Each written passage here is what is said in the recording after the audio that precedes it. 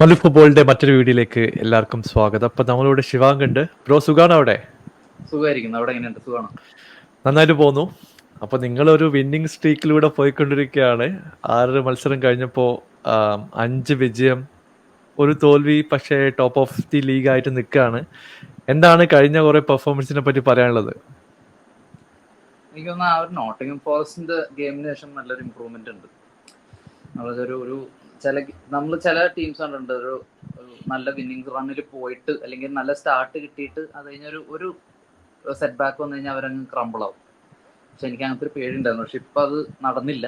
എന്താണെന്നറിയില്ല, ഭയങ്കര ഒരു കംബാക്ക് തന്നെയായിരുന്നു ടീമിന്. അതും നമ്മൾ ഫേസ് ചെയ്ത സ്ലോട്ട് എപ്പോഴും പ്രസ് മീറ്റിൽ പറയുന്ന പോലെ അത്ര നല്ല ടീംസിനെ നമ്മൾ ഫേസ് ചെയ്തിട്ടില്ല ഇതുവരെ. എന്ന് വെച്ചാൽ യുണൈറ്റഡ്, AC മിലാൻ എല്ലാം നമ്മൾ അത്ര നല്ല ടീംസിനെ ഫേസ് ചെയ്യാൻ കിടക്കുന്നുള്ളൂ. ബ്രൈറ്റനെയും ആസ്റ്റൺ വില്ല, ആർസണലിനൊക്കെ ഫേസ് ചെയ്യാൻ കിടക്കുന്നേ ഉള്ളൂ. അപ്പൊ എനിക്ക് തോന്നുന്നു ഇതുവരെ നല്ലൊരു ഗെയിം തന്നെ. നമ്മളിപ്പോ ഒരു പുതിയ മാനേജറിന് എന്ത് എക്സ്പെക്ട് ചെയ്യണോ അതിലും കൂടുതൽ ഇപ്പൊ സ്ലോട്ട് തന്നു.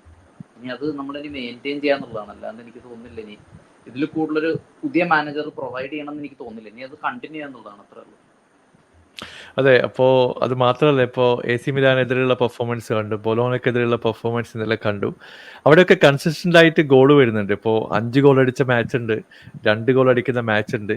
പെനാൽറ്റിയിലൂടെ ആയും എല്ലാം ഇപ്പോൾ ഡയറക്റ്റ് ആയിട്ടും ഗോൾ സ്കോർ ചെയ്യുന്നുണ്ട്. അപ്പൊ സത്യം പറഞ്ഞിട്ടുണ്ടെങ്കിൽ ആ ഒരു ഒഫൻസീവ് എന്താ പറയുന്നത്, കൂടുതൽ ഓപ്പർച്യൂണിറ്റി ക്രിയേറ്റ് ചെയ്താൽ തന്നെ അറ്റ്ലീസ്റ്റ് സ്കോർ ചെയ്യാൻ ചാൻസസ് കിട്ടും. അതിനുള്ള കേപ്പബിലിറ്റി ആയിട്ടുള്ള പ്ലേയേഴ്സ് ഒക്കെ ഉണ്ട്. അപ്പോൾ ഫ്രണ്ട് ത്രീ പെർഫോമൻസിനെ പറ്റി നോക്കുമ്പോൾ ഹാപ്പിയാണോ? ഭയങ്കര ഹാപ്പിയാണ്. ഞാൻ ഇത്രയും പ്രതീക്ഷിച്ചില്ല സത്യം പറഞ്ഞ കാര്യം. ലെഫ്റ്റ് വിങ്ങിൽ ഇപ്പൊ ശരിക്കും പറഞ്ഞൊരു ബാറ്റിലാണ്. നമുക്ക് ആരെ കളിപ്പിക്കണം എന്നറിയില്ല. രണ്ടുപേരും നല്ല ഫോമിൽ ഇപ്പോൾ ആണെങ്കിലും ലൂയിസ് ഡിയാസ് ആണെങ്കിലും.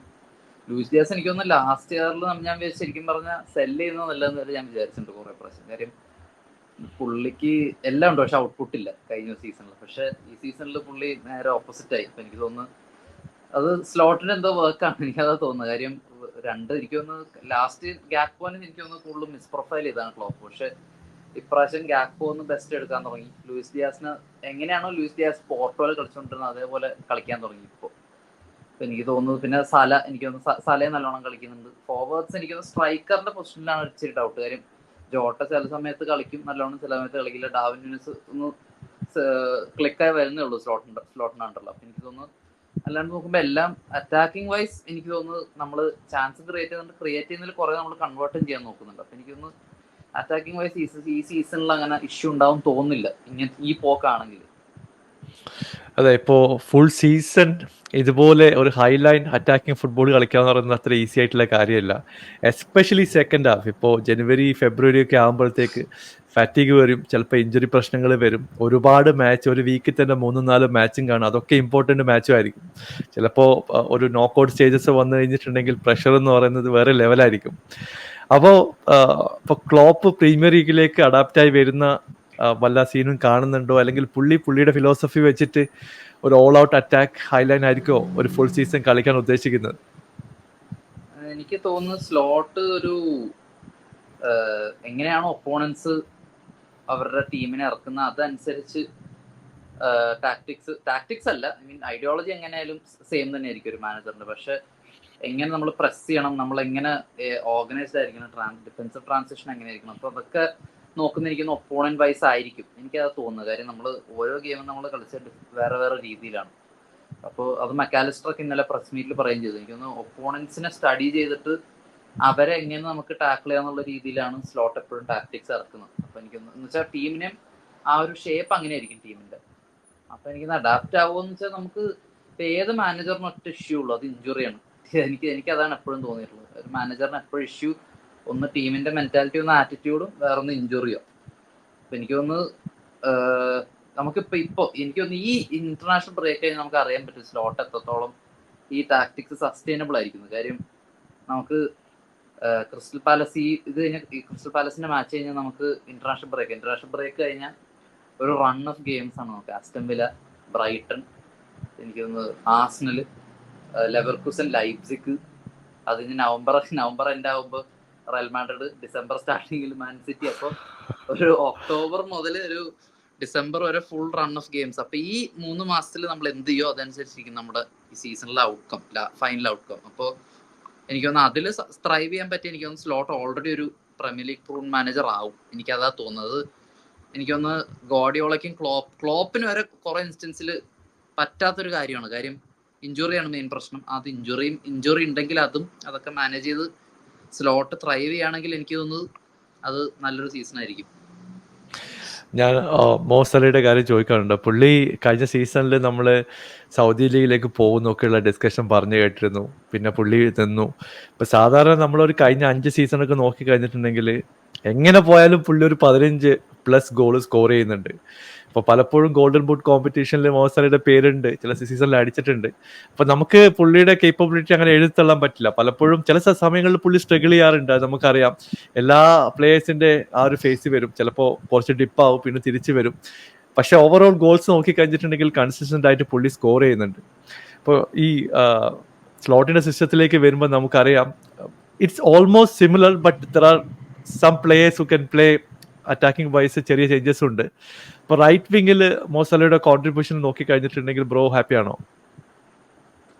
ഇല്ല, സ്ലോട്ടിന്റെ അണ്ടറിൽ നമുക്ക് ക്ലോപ്പിന്റെ അണ്ടറിൽ കിട്ടിയ പോലൊരു ഔട്ട്കം കിട്ടില്ല. സലയുടെ അടുത്താണെങ്കിലും അത് എന്ന് വെച്ചാൽ പുള്ളിക്ക് ടേക്ക് ഓൺ ചെയ്യുന്ന വിങ്ങേഴ്സ് വേണം, എൻഡിൽ വരെ കൊണ്ടുപോയിട്ട് കട്ട് ബാക്ക് ചെയ്യുന്ന അങ്ങനത്തെ വിങ്ങേഴ്സിനെ വേണ്ടത്, വിത്ത് ഹോൾഡ് ചെയ്യുന്ന പ്ലേയേഴ്സിനെ വേണ്ടത്. അപ്പൊ അവിടെ സല കളിക്കുമ്പോൾ ഔട്ട്കം എങ്ങനെയാലും കുറയും. ആ സലയുടെ ക്വാളിറ്റി ഡിപ്പ് ആവുന്നതാണോ എന്ന് എനിക്ക് ഇപ്പോഴും അറിയില്ല. പക്ഷെ അത് ആ റോളിന്റെ പ്രശ്നം എന്നല്ല, ആ റോൾ അങ്ങനെയാണ്. നമുക്ക് സെന്റർ ഫോർവേഡും അറ്റാക്കിംഗ് മിഡ്ഫീൽഡറും ഗോൾ അടിക്കേണ്ടതാണ് ടാക്ടിക്സ്.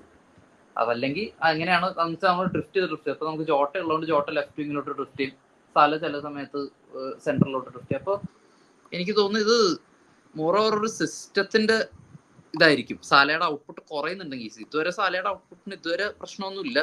അതെങ്ങനെയാണെന്ന് എനിക്ക് അറിയില്ല, ഈ സിസ്റ്റത്തിൽ എങ്ങനെ സാല ഗോൾ സ്കോർ ചെയ്യാൻ മാനേജ് ചെയ്യുന്നത് എനിക്ക് ഇപ്പോഴും അറിഞ്ഞൂടാ. പക്ഷെ അത് എന്തെങ്കിലും ചെറിയ ഡിപ്പെങ്കിലും ഗോൾ സ്കോറിങ്ങിൽ വന്നിട്ടുണ്ടെങ്കിൽ എനിക്ക് തോന്നുന്നത് അത് സിസ്റ്റത്തിന്റെയാണ്. സിസ്റ്റത്തിന്റെ പ്രശ്നമല്ല. കാര്യം നമുക്ക് ഗോൾ ഓൾറെഡി വരുന്നുണ്ടെങ്കിൽ നമുക്ക് സല ഗോൾ അടിക്കാത്തതിന് കുറ്റമൊന്നും പറയാൻ പറ്റില്ല. വേറെ പ്ലേയേഴ്സ് ഗോൾ അടിക്കുന്നുണ്ട്.